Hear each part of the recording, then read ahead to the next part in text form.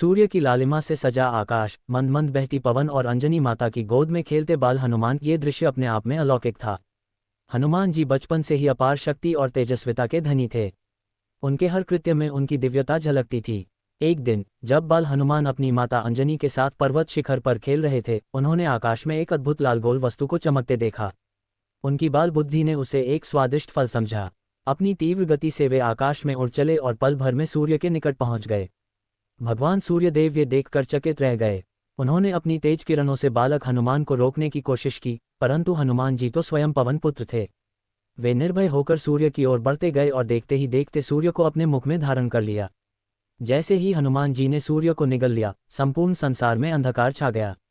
देवगण घबरा गए। भगवान इंद्र और अन्य देवताओं ने मिलकर पवन देव से प्रार्थना की कि वे अपने पुत्र को रोकें, परंतु पवन देव को अपने पुत्र पर गर्व था, वे किसी की बात नहीं सुन रहे थे। आखिरकार देवताओं के निवेदन पर इंद्रदेव ने अपने वज्र से हनुमान जी पर प्रहार किया। ये प्रहार उनके ठोड़ी हनूक पर लगा, जिससे वे अचेत होकर पृथ्वी पर गिर पड़े। ये देखकर पवन देव अत्यंत क्रोधित हो गए और उन्होंने संसार में बहने वाली वायु को रोक दिया। समस्त जीव जंतु तड़पने लगे।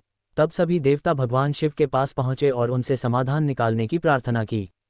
शिवजी ने कहा कि यदि बाल हनुमान को अनेकों वरदान दिए जाएं, तो वे पुनः स्वस्थ हो सकते हैं। देवताओं ने हनुमान जी को अजर अमर, अपार बलशाली और अमोघ बुद्धि का स्वामी बना दिया। जब हनुमान जी को होश आया, तब उन्होंने पुनः सूर्य को छोड़ दिया और पृथ्वी पर उजाला फैल गया। बाल हनुमान की यह लीला न केवल उनके अद्भुत बल की परिचायक थी, बल्कि यह भी दर्शाती है कि शक्ति और भक्ति का संगम ही सच्ची दिव्यता है। उन्होंने आगे चलकर भगवान राम की भक्ति में अपने जीवन को समर्पित कर दिया और सदा धर्म और सत्य की राह पर चले। जय बजरंग।